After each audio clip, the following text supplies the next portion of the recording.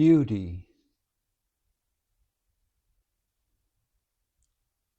Beauty is truth itself, and that is yourself. Every object as object is uncouth and ugly, being opposed to and separate from yourself, Atma. But sometimes you project your own self upon some particular object and call it beautiful, however uncouth otherwise it is. What is beauty and its relation to objects?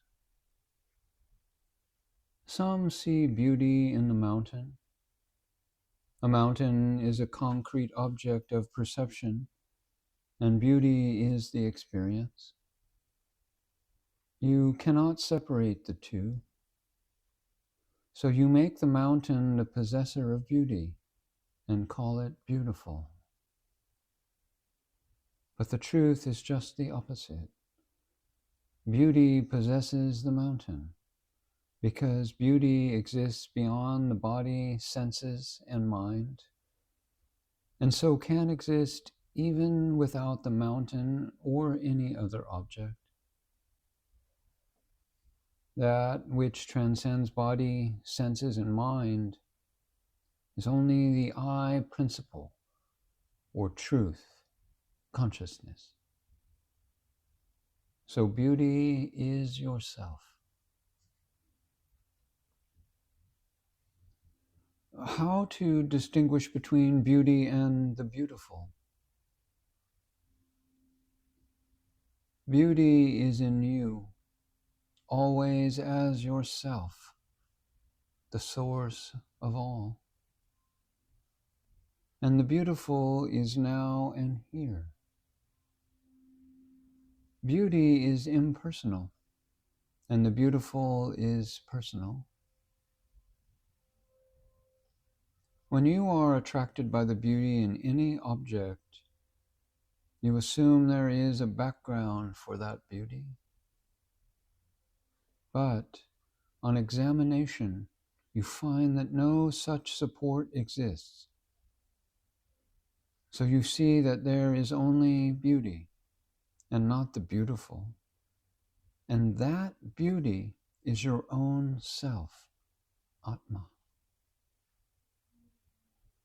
When you become unconscious of the beautiful, you come into contact with the beauty, which is your own nature, and you say you enjoy it. The non-self is never an object for your consideration. All your attention should be directed to the truth alone, and you will slowly get established there.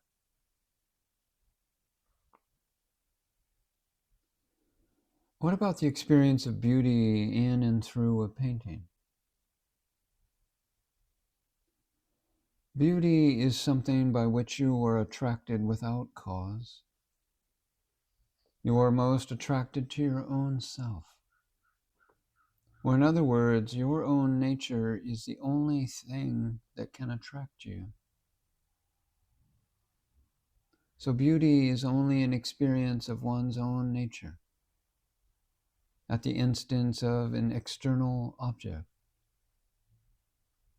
It is then that you find beauty in that object. The painter has had an experience of his own nature as beauty, which he has attempted to express in the painting. It is only such a work of art that usually arouses the sense of beauty in you, because it touches your own real nature. The real nature of the painter and yourself, both being beyond the mind, can only be the one reality, Atma. As soon as you see the picture, the painting, your attention is turned to your own real nature. Then you experience your own nature and call it beauty. When you enjoy the beauty, you do not perceive the painting. The painting is perceived only once and immediately discarded, yielding to the beauty.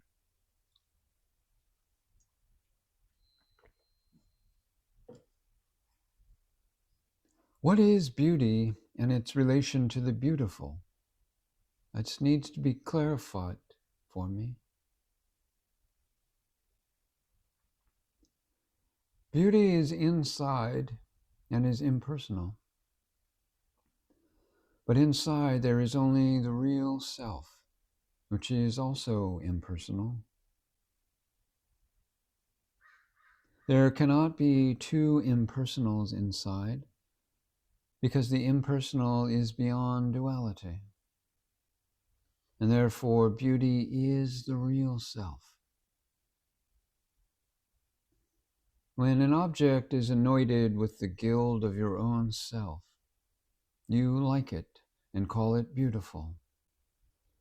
Thus a child, however ugly by common consent, appears beautiful to its mother. You consider something beautiful, and others consider other things beautiful. But when the object is removed, the beauty stands alone and permanent.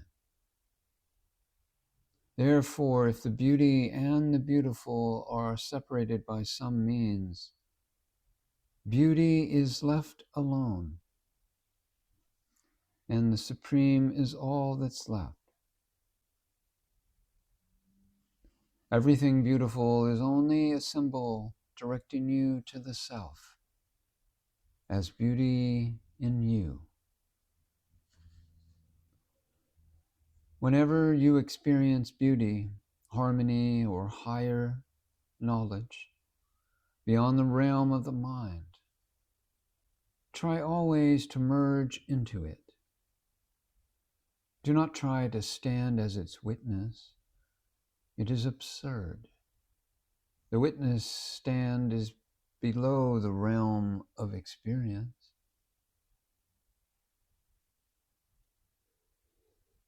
How do the jnani and the ignorant man perceive beauty?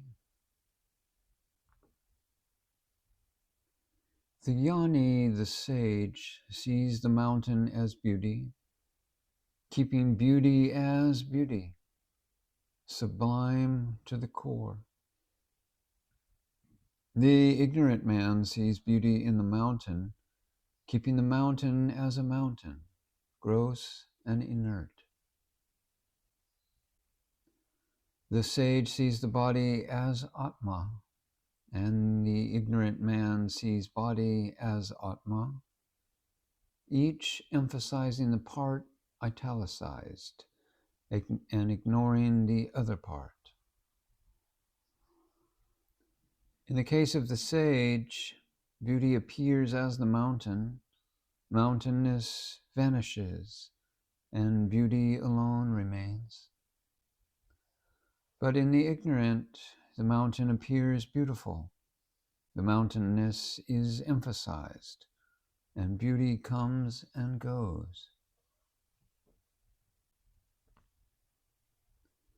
What about beauty and poetry and love? Are they the same reality? They are all, strictly speaking, synonyms of the ultimate. If you perceive any of these without reference to the limited clothing in which they appear, you are perceiving reality itself. Such expressions of the Absolute are all spontaneous. Let us examine any one of them. Beauty, for instance, is often perceived in objects, such as the mountain, the sea, the sky, the river, and the child. But it has to be examined whether beauty is inherent in them. If so, everybody should perceive beauty in each of them at all times. But this is not so. I do not see beauty exactly where another sees it. Therefore, beauty does not rest in the object perceived.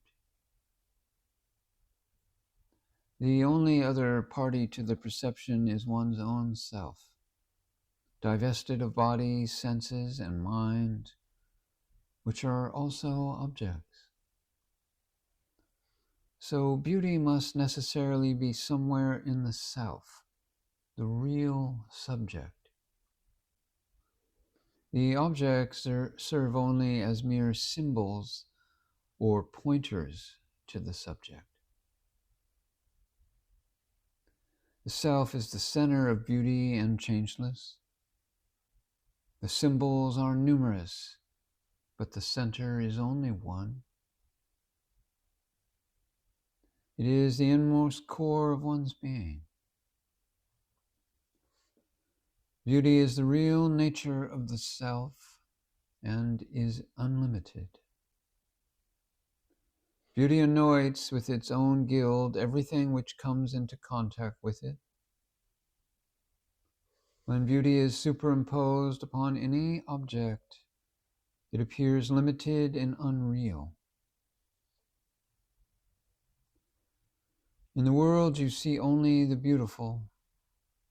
The beautiful is an incongruous mixture of dead, inert matter and living beauty, by its very nature, unlimited.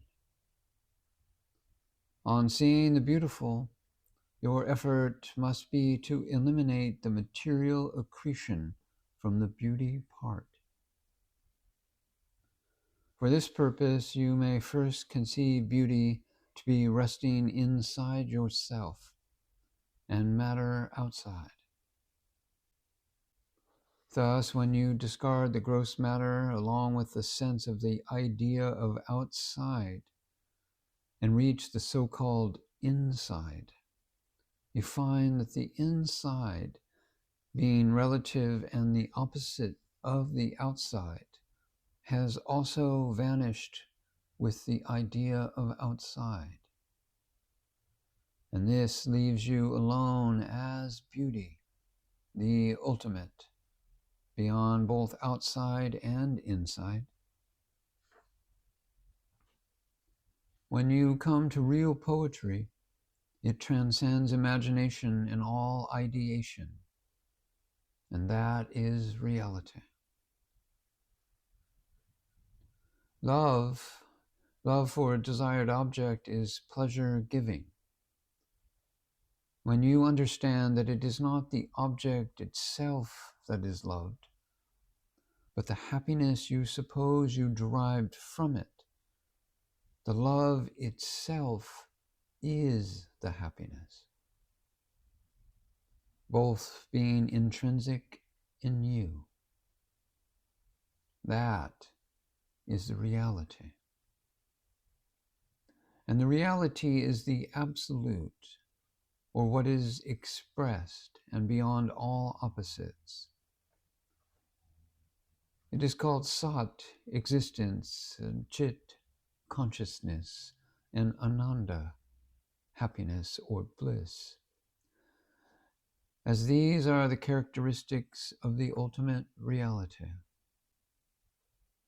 They are positive in form, but negative in sense. Life, thoughts, and feelings are the first expressions of Sat, Chit, Ananda in the relative level. When you expand life, you come to Sat. When you expand thoughts, you come to Chit. And when you expand feelings, you come to Ananda. After listening to the truth from the Guru, you get beyond the body, senses, and mind and reach the background as Sat Chit Ananda itself.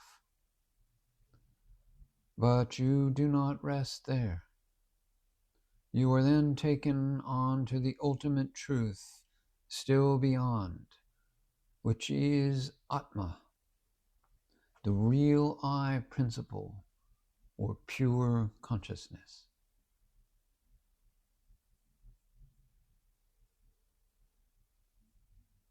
Being. What is being? Being is being and is independent of its opposite, non-being. Non-being can exist only on being, but being can exist all alone. Being and becoming cannot go together. When you are striving to become the truth, you are admittedly away from truth. And when you are in the being or truth, there is no need for any striving at all to become truth.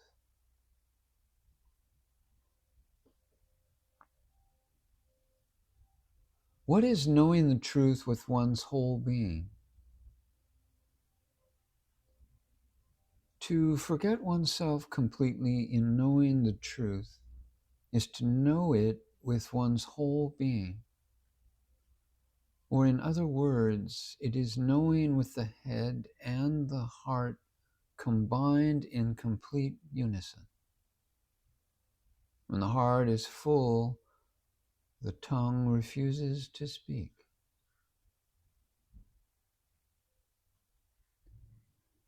It is said that I am a loving and conscious being, but what does it mean? Being is the generic form of all of one's experience, divorced of all qualities and distinctions. Then one comes to existence pure, which has no parts. This most expanded form comprehends all narrow denominations. You admit that you are a loving being, and the love goes into the being. It means that you are love itself, or that being is love.